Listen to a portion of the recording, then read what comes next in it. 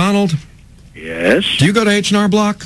H&R Block. I was just trying to... We just had an H&R Block commercial. You know, they are beloved advertisers of Everybody ours. has H&R Block. I mean, you know, why not? I was just... All of a sudden, it just occurred to me when I realized that you were on hold, and Shelli was talking about, you know, our income tax returns, and it's tax time for everybody, and it's a pain in the butt for everybody. Well, but how many pages would a Donald Trump tax return be? God. Do you even understand what you're signing? well, my returns are very, very heavy and very, very long, and I sign lots of signatures, and I'm not sure about H&R Block for my stuff, but it is very complicated. But do you know, when you're signing your name to things, do you really know what it is, you know, what's... Do you read the fine Because it's so print? complicated. Well, I really hire experts who do this stuff for a living, and then you have to rely on what they're doing. But I really do hire very, very talented people. I rely on them, and I pay them a lot of money, and hopefully they get it right. And please forgive me. I mean, I don't mean to be so personal or anything. You mean but like going into my tax?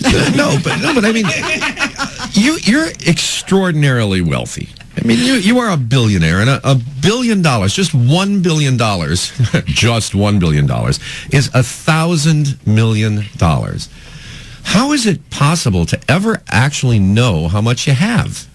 Well, you never do know, because in my case, I have a lot of real estate, and from one day to the next, you know, it goes up, it goes down. And if you have not selling stocks, it doesn't matter. I mean, if you have stocks, look what's been happening the past few days in the stock market. You look at the stock market. Now, yesterday it was a good day. It picked up some of the loss, but you know, the stock market to me has always been a casino. It's, you know, you invest and it goes down. Yesterday there was a lot of bad news, so it went up because they thought that might stop inflation. Well, there's a picture on page 2 of the Daily News of Dee Snider of Twisted Sister on the floor of the New York Stock Exchange yesterday. What he was doing there, I haven't the faintest clue. Bizarre. But he's pointing up, and according to the Daily News, after he pointed up, the market turned around and really? went in the other direction. So you never be know. a very wealthy person. You never know why things happen the way that they do. But does the stock market, does it make a person like you nervous when you turn on CNBC and see these wild swings? Well, I love watching CNBC, but I'm not a big investor in the stock market because I can't control my own destiny. I don't like things where I can't control it. And, you know, these guys, they put their money in stock and they feel good. I had a person years ago, a friend of mine, very, very wealthy. Everything he had was in stock. And then one day I noticed, and this took place over a period of 2 years, he was very depressed. He was always depressed. And I never really understood what it was. And it was that his stocks went way down. He was in the tech stocks when they had the big tech bust. Oh, the tech, and his the whole dot-com life bubble. I mean, to this day, he'll never be the same. His whole life changed. And you know, I just don't want that. I want to be able to control. And if I make a business misjudgment or a business mistake, at least I can blame it on myself. This way, they put their money in the stock market. It goes up, they feel good. It goes down. You don't have any control over it. So I never liked it much. Okay, here's your song for the week. Okay?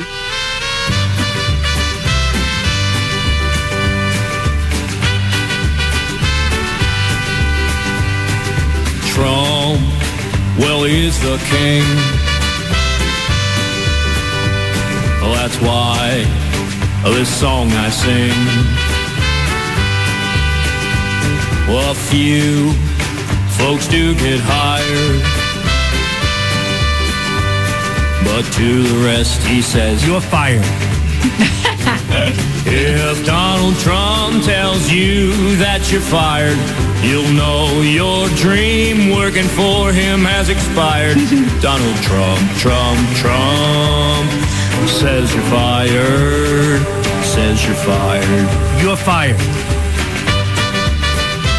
Now, Donald, I've got to say, last week I don't know this for a fact, but I'm assuming here that Kenneth Lynch of Monroe, New York, is just really irritated with you because I have an email from... For firing Gene. Yeah, because I have an email from Kenneth Lynch saying that he is celebrating his 31st birthday today. Right. And Kiss is his favorite band of all time. Wants me to play some Kiss this morning, which I will in just a moment. But, you know, if a guy like Kenneth Lynch would have turned into Celebrity Apprentice to see Gene Simmons, a lot of other people would as well. Seems like one of the most popular people on the show. That tongue, you know, is an important draw. And then 3 weeks in, you're a big star? Well, you know, it just shows that I do what's right, not necessarily what's right for entertainment or for ratings. And tell Kenneth that I agree with him 100%. I'm angry at myself, but I had no choice. Well, to make it up for Kenneth also was the #1 show on Thursday evening, so that's the big evening. So we're happy about that in the ratings. Yeah, but to make it up for Kenneth, you should personally wish him a happy birthday. Oh, happy birthday, Kenneth! Okay, that should make Happy up birthday, for Kenneth. You're my kind of man. But here's the problem, Kenneth. I will tell this to Kenneth, and nobody else is listening, I hope. He really didn't give me a choice. He should have brought back Nellie, who was terrible on the show. He should have brought back couple of other people, but really Nellie in particular, who really made the mistake, and he refused to do it.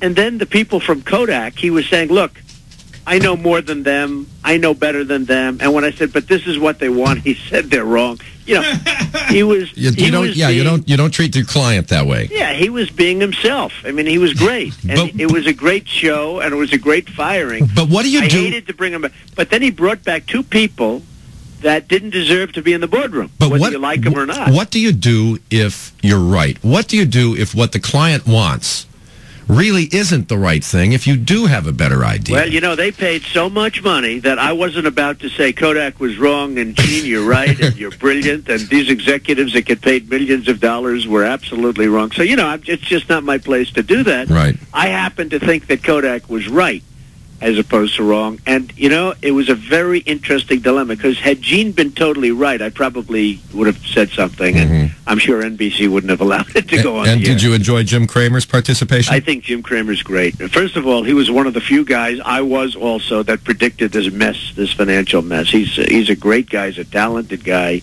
You know, they don't know about Jim. Jim was a top student, went to Harvard, like top. And Jim's a very, very smart guy. He loves show business. He loved being on The Apprentice. And we actually have him on again later on in the season. Okay, well, we're going to play some Kiss for Kenneth on his birthday. Poor Kenneth. I agree with Kenneth. I wish Gene was there, but he just didn't give me a choice. And I think you agree with that, Jim. All right, I'll talk to you next week. Have a good time. Okay, Q1043, and here is Kiss at the Q.